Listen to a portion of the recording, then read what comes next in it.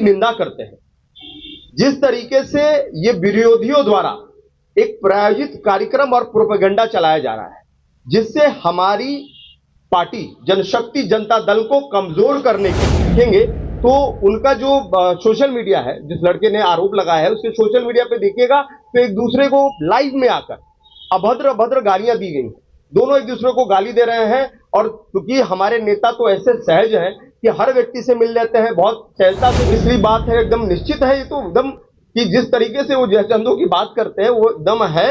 और वो विरोधी हैं, वो घबरा गए हैं इनकी लोकप्रियता से, क्योंकि आने वाले समय में जिस तरीके से हमारी पार्टी का प्रचार प्रसार हो रहा है, जिस तरीके से हमारी पार्टी सिर्फ बिहार ही नहीं देश के कोने कोने से लोग इंक्वायरी कर रहे हैं, जुड़ रहे हैं, तो पकड़ करके पीटते हैं। ऐसा कोई भी मामला नहीं है, किसी को पीटे नहीं है और कोई भी ऐसा आप लोगों के पास कोई प्रमाण नहीं है कि पीटे हैं। कोई कह दे कि भाई हमको पीटा है दुनिया जाने, ऐसा कुछ भी नहीं। बहुत बहुत धन्यवाद।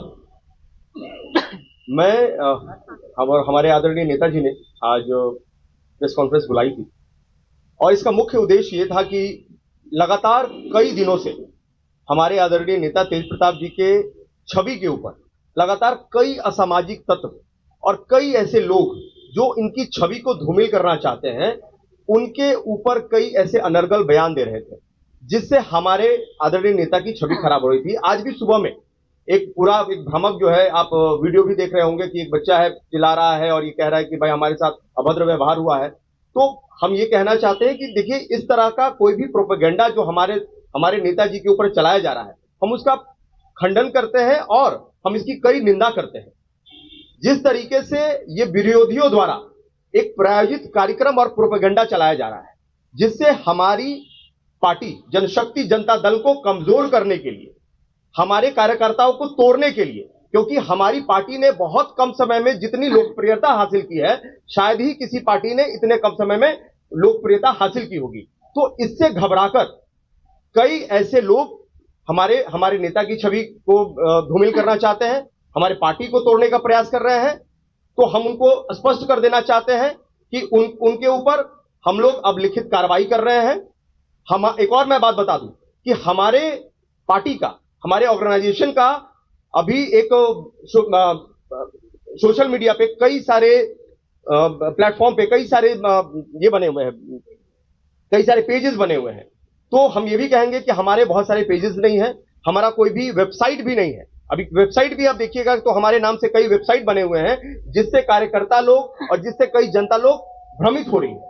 तो हम ये स्पष्ट करना चाहते हैं कि हमारा कोई भी ऐसा वेबसाइट नहीं है, अभी अंडर डेवलपमेंट है और जैसे ही वो डेवलपमेंट हो जाएगा तो बाकायदा उसकी लॉन्चिंग हम करेंगे और लॉन्चिंग करके आप सभी को सूचना भी दी जाएगी। लेकिन जिस तरीके से ये जो प्रोपेगेंडा चल रहा है, हम उसका खंडन करते हैं और आने वाले समय में कोई भी इस तरह की कोई घटना होती है तो उसके लिए वो स्वयं जिम्मेदार होंगे।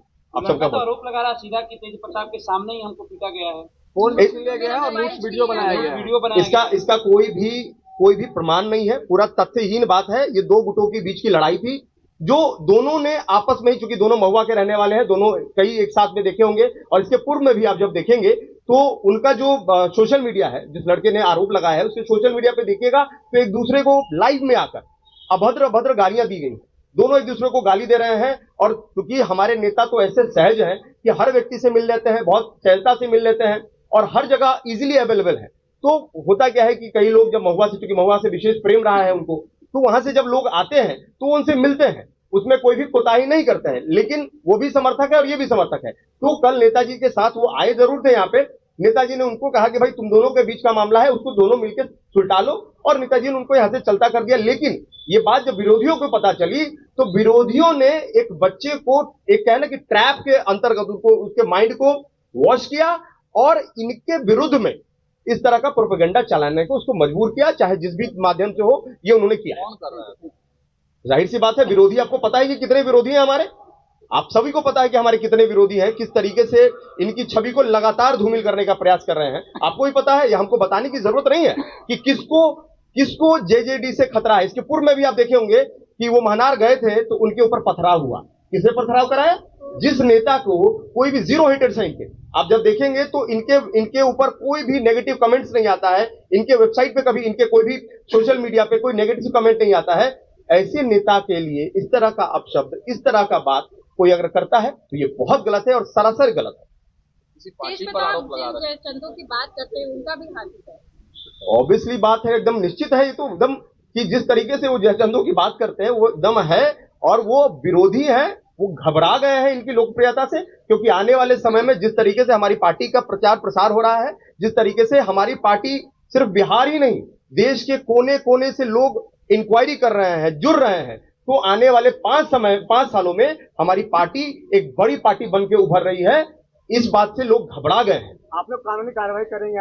हमने अभी बता दिया कि ऐसे लोगों पर स्पष्ट कानूनी कार्रवाई करेंगे साइबर सेल में, और जो भी संबंधित विभाग होंगे उनके हम लोगों ने लिखित दे भी दिया है, और ऐसे लोगों पर हम लोग कार्रवाई करने जा रहे हैं।